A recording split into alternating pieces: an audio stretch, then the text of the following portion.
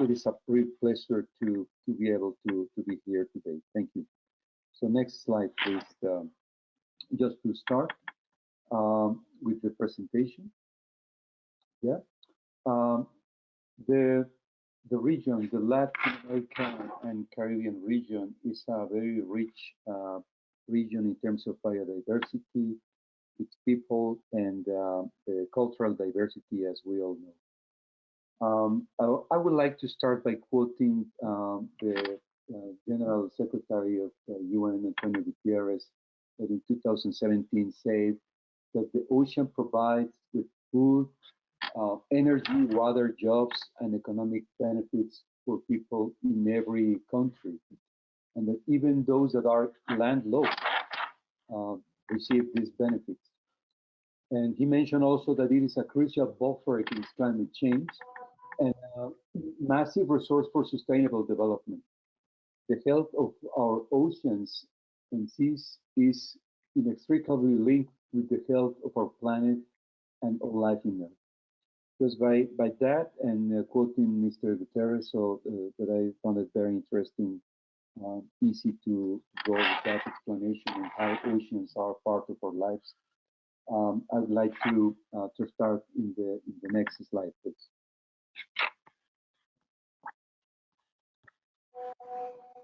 Yeah. The LAC region has a peculiar geopolitical framework, as we are here today to discuss the issues in the Northeast tropical Pacific and the wider Caribbean region. These are two of the main large areas in Latin America and Caribbean. We are in a region that is well known for this high biodiversity, the species richness, the unique coastal and marine ecosystems. Most of the countries in this region have a huge portion of oceans under their jurisdiction and economic exclusive zone. However, there is also a rapid deterioration of ocean health that deeply affects the biodiversity, coastal communities, and the health of the planet. This is a condition that we must address at all levels to create consciousness. The next slide, please. The Latin America region currently has over 655 million people. I checked last night in the internet the latest figure, and also this region, the population is equivalent to the 8.42% of the total world population. Latin America and the Caribbean ranks number 4 among regions of the world, roughly equivalent to continents ordered by population. And towards year 2050, the population will be 7.62 million people.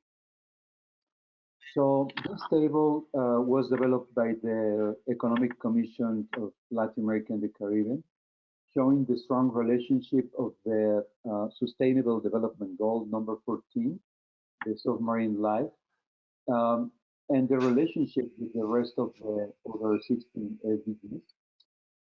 We can see in here the multiple interactions that are marked in every aspect. We can talk about reduced hunger, poverty, to grant access to healthy environment, access to sanitation and clean water, and how to enhance collaboration in every aspect. So this is a very interesting chart that allows to see on why it's so important to keep in this road to achieve the Sustainable Development Goals. The interlinkages between this, the climate crisis and the ocean health cannot be ignored also. We cannot ignore also the connection between the ocean and all these 17 goals, global goals. And the question is whether the countries are prepared to act, and as also to question if we are doing the right job to achieve these 17 goals. The Economic Commission for Latin America and the Caribbean is also currently working in a region assessment to provide sort of the baseline to better understand the current challenges and opportunities for the SDG 14 and the relationship also in terms of the climate action SDG 13. The next slide, please. Okay, thank you. This is the traditional driver pressure state impact response diagram, where we can see that it helps to identify the linkages with development goals and priority issues and the likely challenges that we have in front of us. As you can see, there are multiple drivers, pressures, and impacts on the marine environment. These linkages of the global change, the climate issues that pose a threat to our coastal communities, livelihood, and natural assets throughout the region. As you can see in this figure, ocean health is in the center, and it's linked to the human dimension and human behavior. The changing climate represents also a threat to our coastal communities, livelihoods, and natural assets throughout the region. Meeting the needs of a growing world population and bringing healthy food and resources to millions of people must be done sustainably. There are multiple drivers, and actually these result in habitat damage, eutrophication, pollution, floating plastics around the ocean, among others. When we talk about the current state of the marine environment, there are important signs of degradation, over exploitation, and physical damage. There are also successful stories, as we will see today in this workshop, and we consider that the society behavior and the socioeconomic dependence on ocean resources, goods, and services is key to sustain productivity and healthy oceans. The consequences are out there, with many ongoing examples in the Caribbean or in the Pacific, with millions of people at risk. Next slide, please.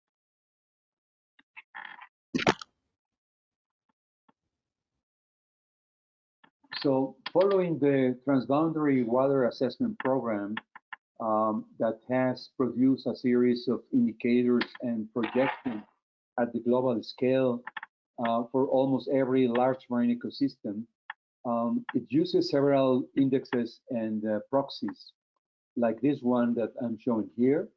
When we talk about reduced pollution, we must talk about the nitrogen and phosphorus and other chemicals that goes into the sea to produce eutrophication processes. Around coastal areas, there are signs of continuous input of nitrogen. There is information of the nitrogen load, nutrient ratio, and this is the index, the merged nutrient indicator, as shown here. This map with the traffic light colors allows us to see how the Gulf of Mexico, for example, and the Caribbean Sea, and the North Shelf of Brazil are currently under very high risk conditions toward year 2050. This projection is very interesting because some of the SDGs, the target says that we must reduce ocean pollution by 2030. The overall solution explains also that 50% of the LMEs are at high risk from nutrients, from this nitrogen load. And also by 2050, the year 2050, coastal eutrophication risk will increase in 20% of the regional large marine ecosystems. Next slide, please.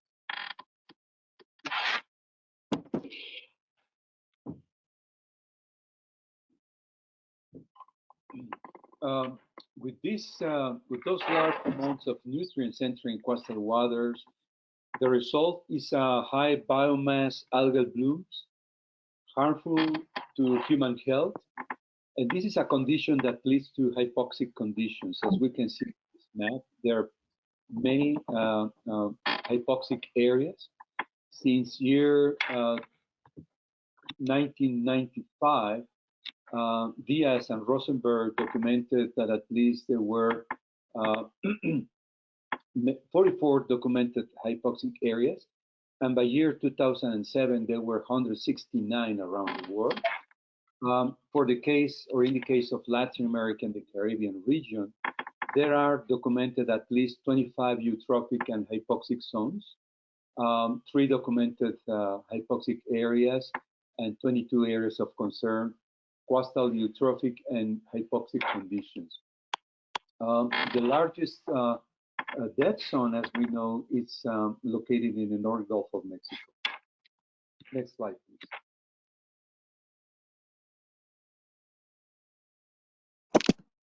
And one of the most important issues of concern around the global oceans is the impact of ocean acidification. As we know, in the Caribbean region, we have the coral reefs. The second largest barrier reef of the world is there.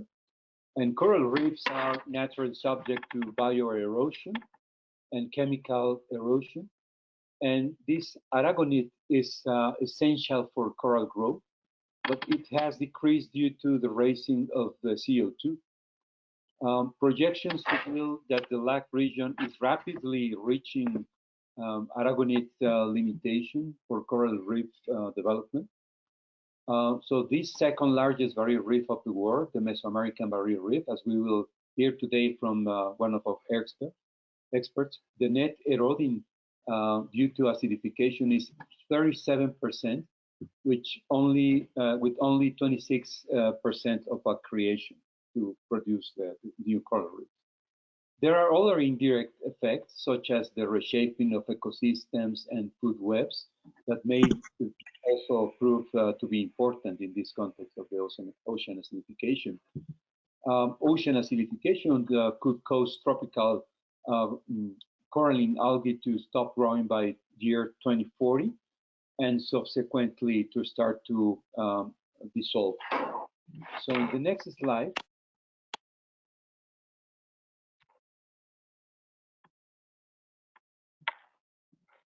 okay, how the oceans are interacting with the global change. There are documented signs of warming hotspots, and you can see here the one in the southern Atlantic region that has increased.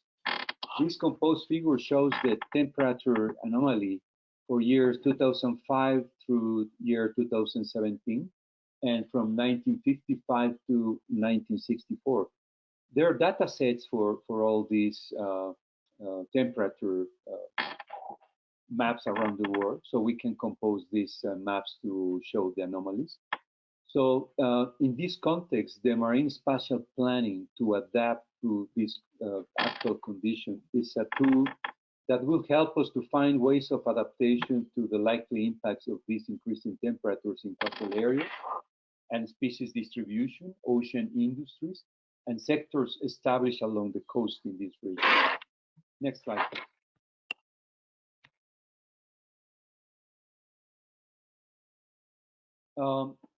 There's no doubt that plastics are the most important pollutants in the LAC marine waters.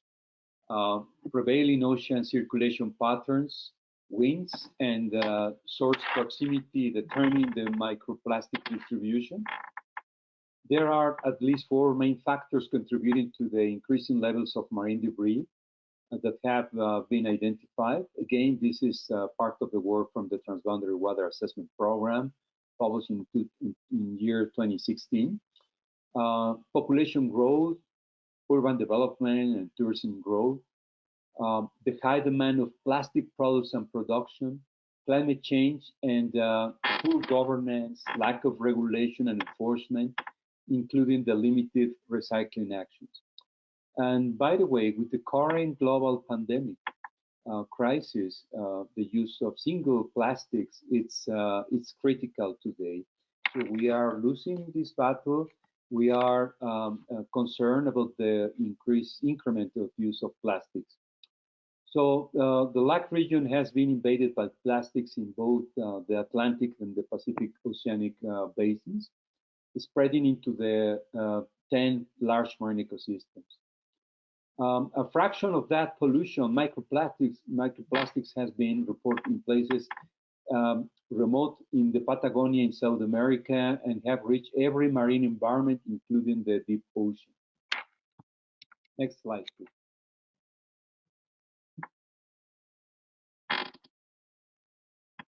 Um, Fisheries is key. It's very important in many ways.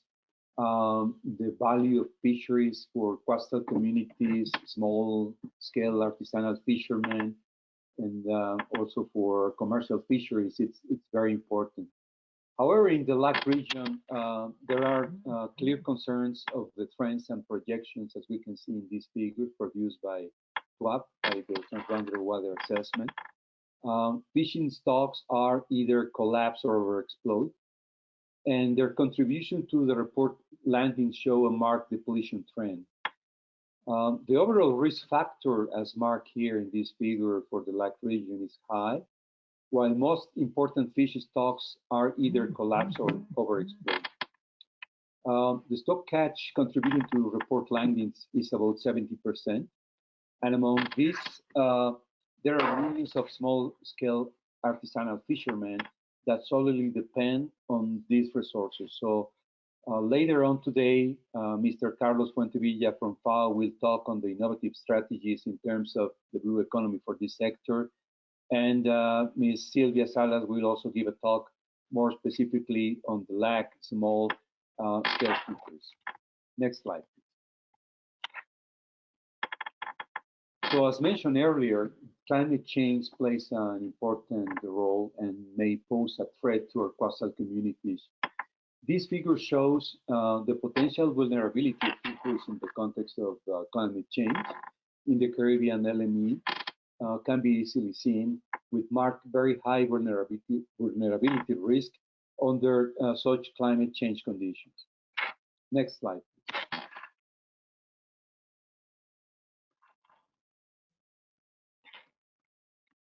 Okay, what opportunities we have in front of us in the region?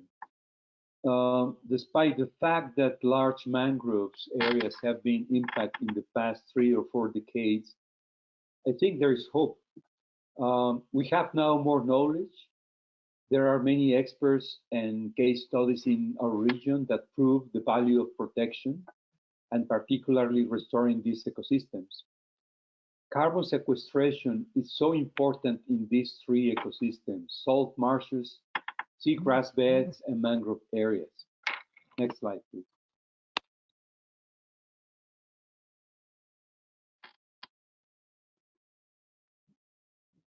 Next slide.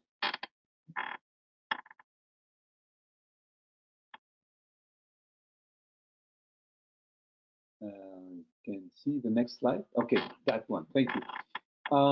In this region, we have a unique marine and coastal ecosystems that represent an important opportunity to advance ecosystem restoration and carbon sequestration, the use of carbon assets to support coastal communities at risk, increasing the benefits, economic income, and livelihoods.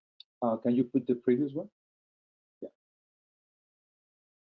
The past slide, the one before.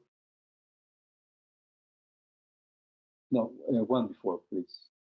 That one, thank you. As shown here, okay, this one. As shown here, we have many documented studies proving the outstanding capacity of these 3 coastal ecosystems compared to terrestrial forests, for example.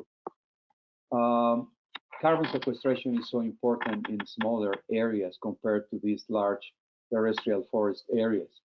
Next one.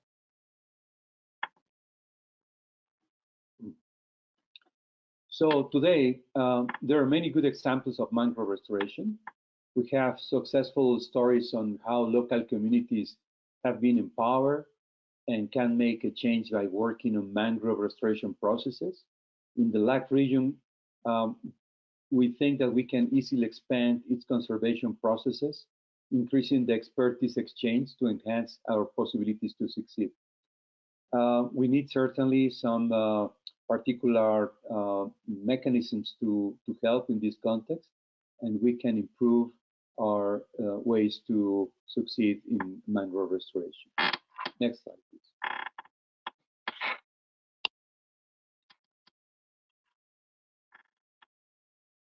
Okay.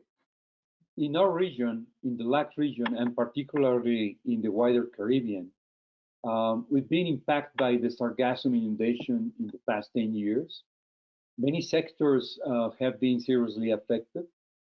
All maritime sectors struggle with this inundation. We have realized also the lack of science and technology available to mitigate such conditions, and the lack of financial robust mechanisms also to deal with. We are still far from understanding how this phenomena will negatively impact millions of people.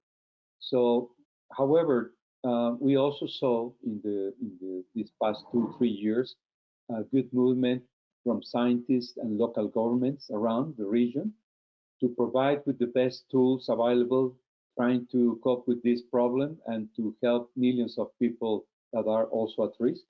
This is a phenomenon that still needs to be to understand better on how is impacting our region and our people. Next slide, please.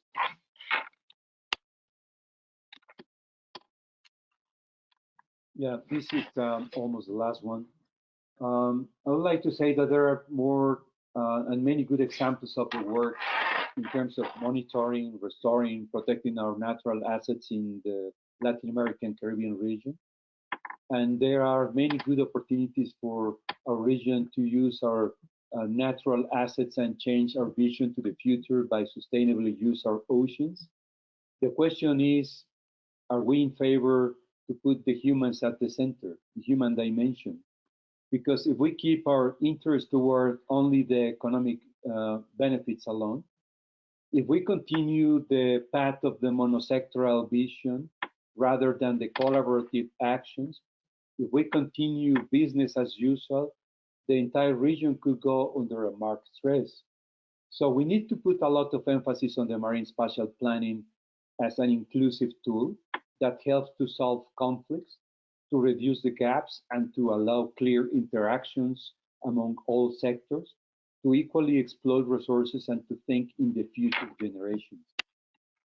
So certainly there are many tasks that remains to be solved, such as reduce pollution, to restore and protect ecosystems. We need the blue economy aimed at reducing all these stressors and impacts. We are here today to hear from our regional experts on some of the good advances and great challenges that we all have ahead to sustain the future of these regions and our future generations. Next slide, please.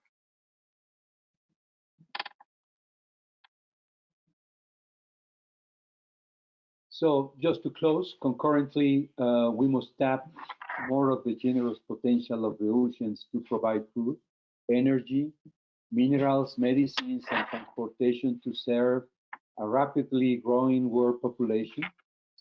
Meeting the needs of a growing regional population and bringing healthy food and resources to millions of people must be done sustainably.